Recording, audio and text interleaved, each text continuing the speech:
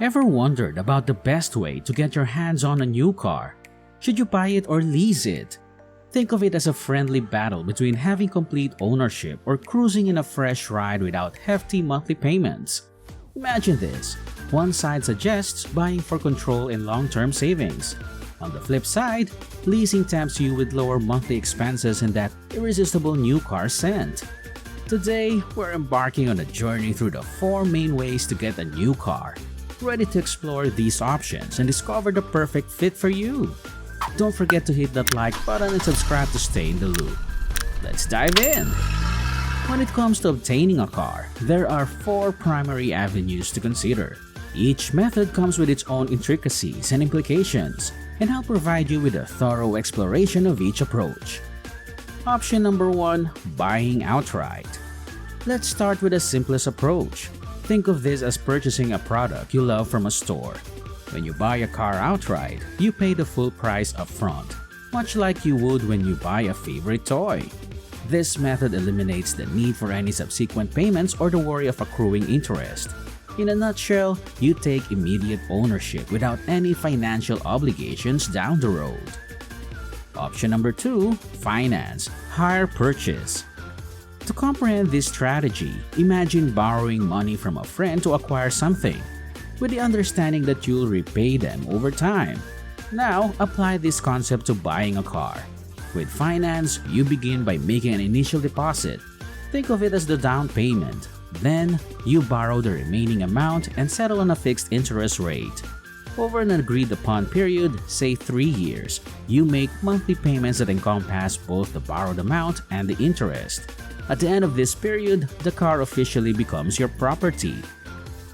Option number 3. Leasing. Visualize leasing as renting a sought-after video game for a limited time. With this method, you make regular monthly payment to utilize the car, similar to the way you'd pay to rent a game. However, there's a key distinction here. Unlike the other options, you don't retain ownership of the car at the end of the leasing term. Instead, you return the car to the dealer.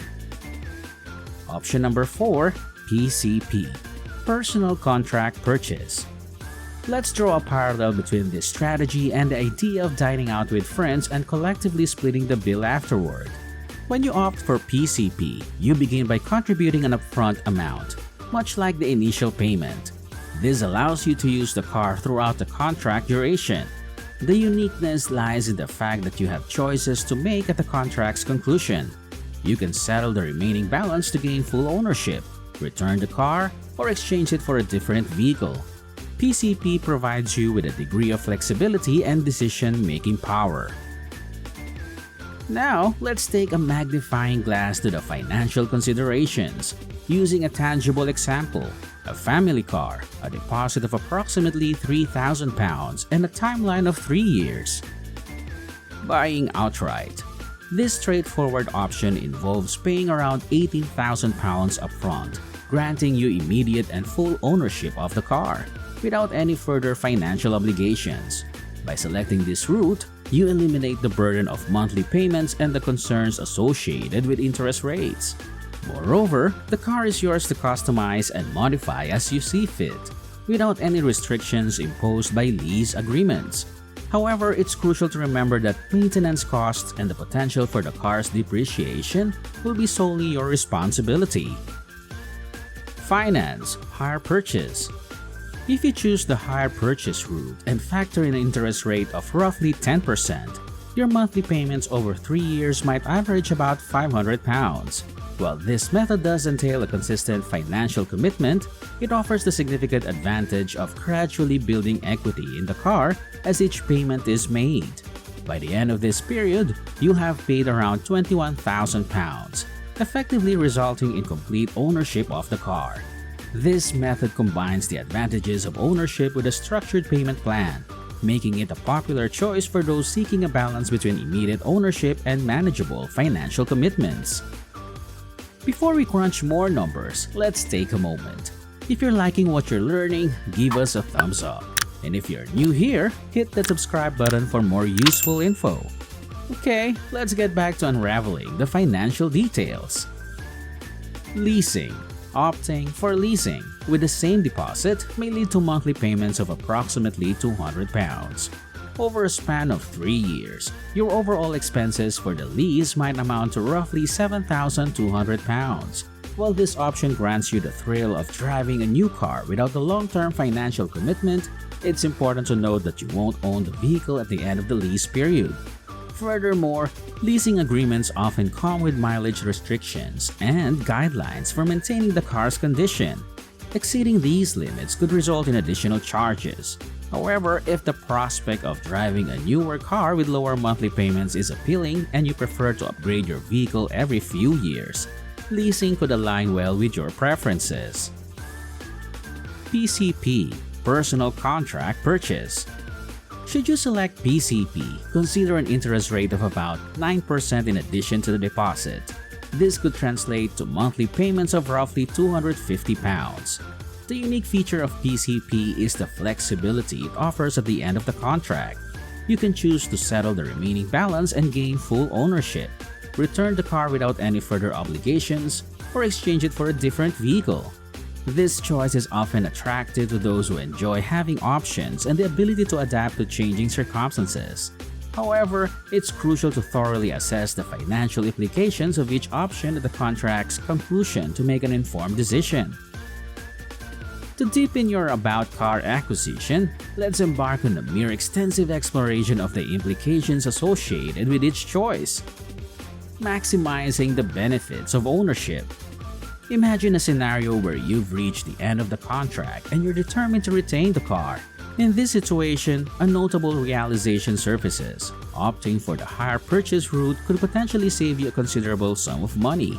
This observation underscores the significance of meticulous analysis and evaluation before finalizing your decision.